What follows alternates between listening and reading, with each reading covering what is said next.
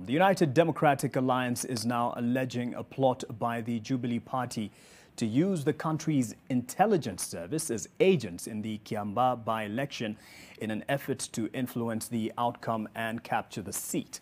The Jubilee Party, however, rubbishes these claims, saying their colleagues in UDA are just afraid and are now crying wolf. NTV's senior political affairs reporter Kennedy Mureithi is camping in Kiambaa and has this report. The Independent Electoral and Boundaries Commission says all is set for Thursday's by-election, with all officers involved in the election now in place.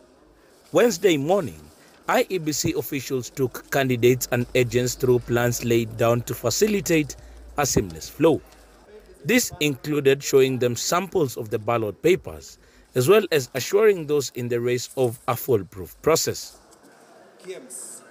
IEBC returning officer Peter Muigai says the commission is confident of its work thus far. In case we have a problem at the polling station, the presiding officer will give directives to the police officer.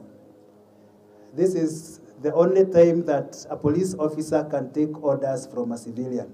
But questions are being raised by players in the elections over the processes. The United Democratic Alliance says the system is susceptible to rigging, and their main opponents, the Jubilee Party, are employing under-the-table tactics to edge them out. Jubilee is laughing off the claims. There are rumors that, they might use the police officers in plain clothes. We also have that they have gone to correct, goons from all the way from Kayore. Nimeona kuna watu wengine wanaanza kusema maneno mengine ambayo wao wenyewe wanapanga. Kisha wanakuja hapa kutisha watu wa Kiambaa. There are very many police officers who have been deployed to come and superintend over the election day tomorrow. We hope they have been deployed to keep peace and maintain order in Kiambaa constituency. Mtu akipiga kura, anapiga, anaondoka, anaenda nyumbani. Hamna cha kukaa katika polling station na hakuna mtu ambaye ataguzwa na askari hata kidogo.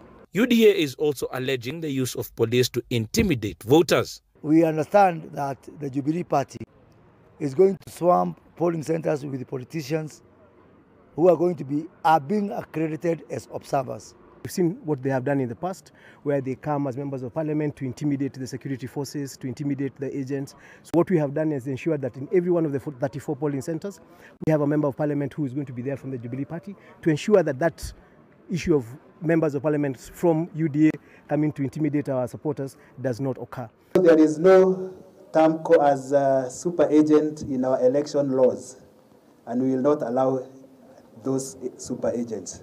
The IEBC says there is no need for panic, as it has set systems in place to keep politicians at bay. We have raised the issue of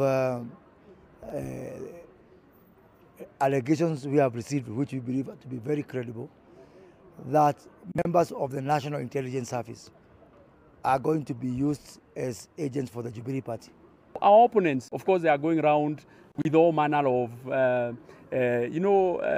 reasons, saying that they will be all agents from different places, all that. We are confident. We have noticed police barriers being erected in different places. We do not understand why that has suddenly turn of events has allowed this to happen. This looks like a trend we noticed in Rurii. Our opponents focused on our strongholds and they caused violence in that area to try and scare, and especially the old-aged voters. We are giving warning, of course, to any person who is thinking that they can cause mayhem so that they can scare away our voters. Despite the accusations and counter-accusations leveled against what the other team plans to do on election day, both are confident that the Independent Electoral and Boundaries Commission is going to give their best at this election. Kennedy Mureithi, NTV in Kiambaa, Kiambu County.